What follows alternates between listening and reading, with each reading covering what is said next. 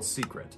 And in 2008, that secret was inadvertently revealed and it shocked the world. But before we get into today's story, if you're a fan of the strange, dark, and mysterious delivered in story format, then you've come to the right place because that's all we do, and we upload 3 or 4 times every week. So if that's of interest to you, invite the like button to come over to your house for a family dinner party, and then proceed to serve them a severely oversalted dish. But before they take a bite, be sure to tell them you're so proud of your cooking and you can't wait to get their feedback. Also, please subscribe to our channel and turn on all notifications so you don't miss any of our weekly uploads. All right, let's get into today's story.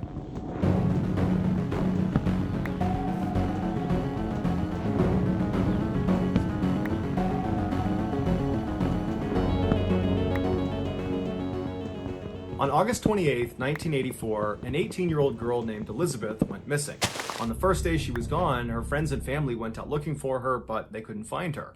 The following day, when she still hadn't shown up and no one had heard from her, her parents went to the local police station in their Austrian town of Amstetten, which is about an hour west of Vienna, and they reported her missing. The police launched an initial search of the town and the surrounding areas, but after several weeks, they had found nothing that connected to Elizabeth and where she might have gone. A month after she had been reported missing, her parents came back to the police station, except this time they were carrying a note they say they received in the mail from their missing daughter. It was postmarked from a town that was about 2 hours west of Amstetten, and in this note, Elizabeth writes directly to her parents, and she tells them that she had grown tired of living with them, and she did not want them to come looking for her, and if she discovered they were looking for her, she would just flee the country. After the police read the note, they asked the parents if they thought it was real, if this was a legitimate letter from their daughter, and they said, yeah, they think it is. And then after that, her father, Joseph, suggested that maybe his daughter had run off to join a cult. That was something he thought she was getting into before her disappearance. After the parents left the police station, the police began conducting interviews with other family members and friends of Elizabeth to see if it was possible that she might have run off to join a cult. And virtually everyone they spoke to said, absolutely not. There is no way she ran off to join a cult. That just wasn't her. She was a quiet, reserved person, and they had never heard her talking about a cult or anything that even resembled a cult. These answers left the police feeling very suspicious of the whole situation, and so they decided to look into the young woman's history to see if there was some other reason she might have run off. In their research, they discovered that Elizabeth was one of 7 siblings that all lived together with their parents, Joseph and Rose Marie. Joseph was a successful electrical engineer and real estate developer who was well liked and respected in town, and Rose Marie had gotten married very young at the age of 17, and she had stayed home to take care of the kids. By all accounts, from the outside looking in, they were a very ordinary family. But as the police began to dig deeper and deeper into their history, they discovered there were some big problems behind closed doors. Despite his friendly, outward public appearance, Joseph was actually a ruthless authoritarian when he was home alone with his family. At night, when he came home from work, his wife and his kids would immediately stop whatever they were doing and go silent in hopes they might avoid a beating. The only member of the family that seemed willing to stand up to Joseph was Elizabeth, and she and her father would frequently get into screaming fights, and then as punishment for these fights, Joseph would not only beat his daughter, he would also prevent her from seeing her friends for long periods of time, and he would go through her personal things like her diary. Their toxic relationship finally came to a head when Elizabeth finally ran away from home 2 years prior to her most recent disappearance. She made it all the way to Vienna before authorities caught up to her and brought her back home. Upon learning about this earlier disappearance, the police became convinced that the most recent disappearance was yet another attempt to escape her abusive and controlling father. And so the police decided that this was more of a family affair, and they didn't push the investigation further. A year went by, and neither the police nor her family heard anything from Elizabeth, and so her case was closed. But 24 years later, a seemingly unconnected event broke her case wide open. On April 19, 2008, a 19-year-old named Kirsten was rushed to the hospital in Amstetten. Her skin was so pale it looked almost transparent. She was unconscious and suffering from seizures as well as lung and kidney failure. The doctors were able to stabilize her by putting her into a medically induced coma, but after running a litany of tests, they couldn't figure out what was causing her to have this medical condition, and so they were not able to treat her effectively. They assumed it had to be some sort of genetic condition, so they put her name into the medical database, but nothing came up. Her name wasn't listed. And so this was very perplexing because everybody's name was in this database. And so they took her name and they ran it in other medical databases, and her name didn't show up in any of them. And so totally confused by this girl who seemingly didn't exist, who was exhibiting symptoms of a condition none of the doctors had seen before, the doctors decide they have to speak to the guy she showed up with, an older man who was out in the waiting room. When the doctors approached him, he said he was Kirsten's grandfather, but beyond that, he offered virtually no new information. In fact, he was aggressive and rude and dismissive, and anytime they asked him questions, he would answer as minimally as possible. And when the doctors really fixated on whether or not Kirsten had some underlying medical condition, he would not give them an answer. He would just dismiss it and say he didn't know anything, but it was the doctor's impression that he did know something, he just didn't want to tell them. And this behavior shocked them because they're thinking the information he has could potentially save his granddaughter's life. Why wouldn't he want to give it to us? And so after this disastrous interaction with the grandfather, the doctors decided to get the police involved. There were just too many red flags not to. When the police arrived, they were surprised to find out that this older man in the waiting room was none other than Joseph, the father of the still missing girl, Elizabeth. The police asked Joseph, "What's going on here?" And he tells them that earlier that day, he had opened his front door of his house, and lying on his front step was a girl he had never seen before. It was Kirsten, and there was a note laying on her from his missing daughter, Elizabeth. In the note, Elizabeth writes to Joseph directly and tells him, "This girl here is Kirsten, and she is my daughter, so she's your granddaughter, and she's sick, and I can't take care of her. Can you and Mom take her to the hospital?" While the police had many more questions about this totally bizarre turn of events, they realized that for the time being, they needed to focus their efforts on just getting Elizabeth to contact them, because they needed to know more about Kirsten's medical condition so they could save her life. And so the police went to the media, and they put out a message on TV and on radio that was a direct appeal to Elizabeth that basically said, "We need you to come forward as soon as possible and speak to us so we can help save your daughter's life." And all the messages worked, because a week later, Elizabeth, along with her father Joseph, showed up at the hospital where Kirsten was staying. When doctors asked, Joseph did not get into detail about how he actually located Elizabeth. He simply said he found her and now she wants to see her daughter. The doctors noticed that Elizabeth, who was supposed to be in her early 40s, looked like she could easily be in her 60s. Her hair was completely white and her skin was so pale it was almost transparent, just like they had noticed about her daughter's skin. And so after they checked in, Joseph and Elizabeth made their way to Kirsten's room, and the pair went inside, and the doctors that were in there would say that Elizabeth looked terrified. She was hunched over and kind of slouched down, and she wouldn't make eye contact with any of the doctors. And as she was standing there looking at her terribly sick daughter, the doctors began asking her, "Do you know of any underlying health problems your daughter might have that might help us treat her more effectively?" And Elizabeth was so scared she couldn't even talk. And at some point, the questions became too much for her, and she just turned around and walked out into the hall with Joseph. And once they got out into the hall, the police were waiting for them. They had been tipped off as soon as the doctors saw Joseph and Elizabeth come into the hospital. Elizabeth and Joseph were detained and brought to the police station, where they were put in 2 separate rooms to be interviewed. They first interviewed Elizabeth, and initially, just like in the hospital room, she was totally mute and didn't say anything. Then for 5 hours, the police grilled her with questions. Where had she been for the last 24 years? What happened to Kirsten? Did she have something to do with her illness? And they kept reminding her throughout these 5 hours that if she never gave them any information, and God forbid something were to happen to Kirsten, she, Elizabeth, could be held criminally liable. And so eventually, Elizabeth, in a very small, meek voice, said, "Okay, I'll tell you the story, but you have to promise me I never have to see my father, Joseph, ever again." When she said this to the police, they could tell she was so scared that they said, "Okay, fine.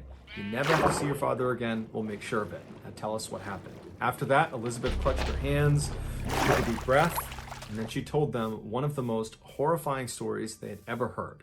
A story so disturbing that it would make headlines all around the world for months. It all began 24 years earlier on August 28th, 1984, the day Elizabeth went missing. On that day, she told police she was at her family home in Amstetten when her father asked her to come into the basement to help him with something. Her father, for the last several years, had been constructing a bomb shelter in their basement, and he was now only one door installation away from being done. At the time, in the early 1980s, the Cold War was still very much on, and so building bomb shelters inside of your home was a relatively common thing. So Elizabeth goes down into her basement, and she sees her father standing in front of this empty frame where this door is going to go that leads into the shelter. And so she walks over and steps through the frame into the shelter. She turns around and her father hands her this door, and she holds it in the middle of the frame while he secures it to the hinges. And then once it's securely in place, suddenly he swings open the door, knocking Elizabeth backwards farther into the shelter. And before she could stand back up again, her father had run inside and pushed an ether-soaked towel onto her face, knocking her unconscious. When she came to again, she found herself chained up in the very back room of the shelter. It would turn out this bomb shelter that Joseph had spent 6 years constructing was not actually a bomb shelter. It was a prison he was building specifically for Elizabeth. To get into this shelter, you would have to go down the steps into the basement, which looked like a typical unfinished basement. And then on the far wall, you would see these shelves that had things like paint cans and screwdrivers and other tools you would expect to find in a basement. But if you walked over to the left side of the shelving, there was a lock on the back of it that if you undid it, the shelf itself would swing out like a door, and then behind it on the wall would reveal a 3-foot tall secret door. This secret door was also locked, but not by a key lock. Instead, it was locked by a keypad lock that only Joseph had the code to. And since Joseph was an electrical engineer, he took great care in ensuring this lock never could be tampered with or destroyed. That thing was going to stay locked unless he unlocked it. When Joseph entered his code into the keypad, he could open that secret door and it would reveal this secret underground prison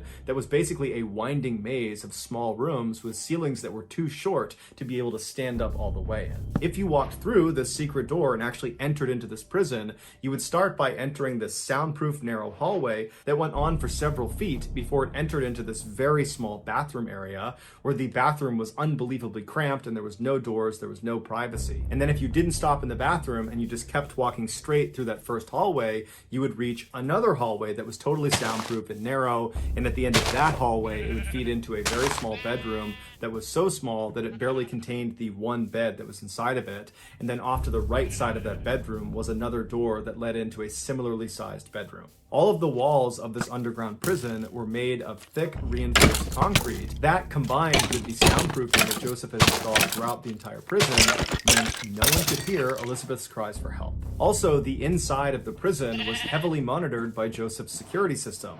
So truly, Elizabeth had absolutely no privacy. She was completely trapped, and the only way she was getting out was if her father freed her. For the first 5 years of her imprisonment, she remained in that dungeon all alone. Her only connection to the outside world was her father, who would come down almost every night to drop off basic supplies and to assault her. As far as Joseph's wife and his other kids knew, he was just spending all this time in the basement because that's where he worked when he was not at the office. In 1988, Elizabeth became pregnant with her father's child. She was terrified of the pregnancy and begged Joseph to at least allow her to deliver the child in a hospital. But he refused. He wasn't willing to potentially expose himself for what he was doing. And so he gave her a book about childbirth, and he gave her a pair of scissors to cut the umbilical cord, and he said, "Good luck." And so on August 30th, Elizabeth delivered her daughter, Kirsten, alone in that basement. Following the birth of Kirsten, Elizabeth would deliver 6 more of her father's children, all the same way she delivered Kirsten, alone and in the basement. In 1996, one of Elizabeth's newborn babies, Michael, was born with respiratory issues, and so Elizabeth pleaded with Joseph to take the baby to the hospital to get help, but Joseph refused. He was worried he would be exposed.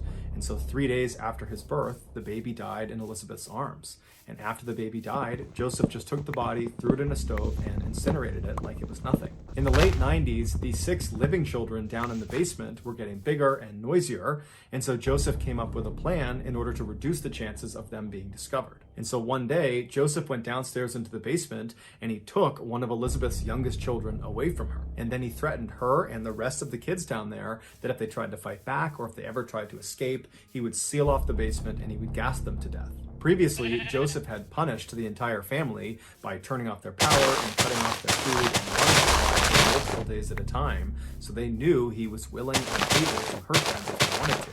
And so when he took this young child away from Elizabeth, they didn't put up a fight, and the baby disappeared. And when Joseph's wife, Rosemary, came home, he put on this elaborate charade about how he had discovered this baby on the front step and that there was a note attached to the baby and it was from Elizabeth, their missing daughter, and this child was apparently Elizabeth's and she couldn't take care of it and she was leaving it here for he and Rosemary to raise it as their own. And Joseph had actually made Elizabeth write out this note and sign it to add credibility to the story. And so when Elizabeth's mother, Rosemary, saw this note and heard Joseph's story, she believed it. Over the next several years, Joseph would steal 2 more of Elizabeth's young children and then stage having found them on his front step with a note from Elizabeth. And with each discovered child, Rosemary amazingly never asked any questions. She just took these kids in and she and Joseph raised them as their own. Eventually, when these 3 kids got old enough, Joseph would tell them that their real mother, Elizabeth, was a lowlife and she had abandoned them and she didn't care about them, when in reality, their mother and their other 3 siblings they didn't know existed were locked up in the basement below their feet. Initially, investigators believed all of these children Joseph had with Elizabeth were all mistakes, but it would turn out that was not the case. Joseph would admit that the reason he initially imprisoned Elizabeth was because he wanted to completely control her. He wanted to own her. And so he decided that if he could just impregnate her as many times as possible and make her have all these kids, even if she eventually got out of the prison, no man would want her. She had too many kids, and so she would remain his property. And so over the entire time Elizabeth was in prison, over 2 decades, the nightly assaults by her father never slowed down. They happened thousands of times. But despite the horrific and tragic circumstances surrounding each of her children's births, she loved her children unconditionally and would spend all of her time doing her best to educate them and care for them. The 3 children that remained with her, that were not taken by Joseph, she taught them how to read and how to write.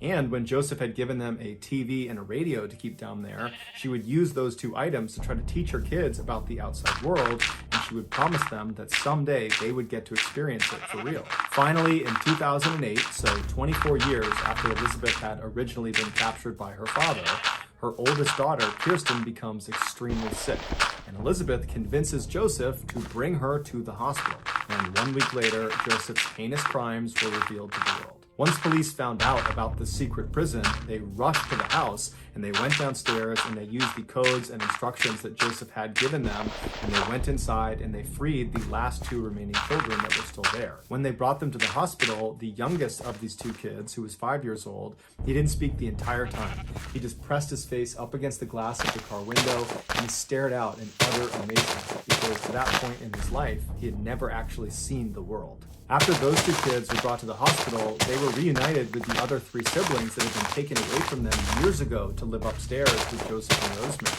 And apparently the reunion was very emotional and the kids were extremely happy to see each other. And then a couple days later, Kirsten would come out of her coma and she too would have a chance to be reunited with all of her siblings.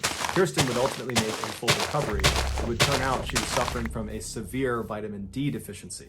And vitamin D you primarily get from the sun, and in her 19 years of life, she had never been in the sun. As soon as the story broke about this family being trapped inside of this basement, everybody had the same question. How could Elizabeth's mother, Rosemary, not know what was going on in her basement? But the police had the same suspicions about Rosemary, and they investigated her and they ruled her out. And they said she's not at fault here, she's a victim too. She had been so badly abused by Joseph that she lived in fear of him. And so when he forbade her from ever going anywhere near the basement, she listened.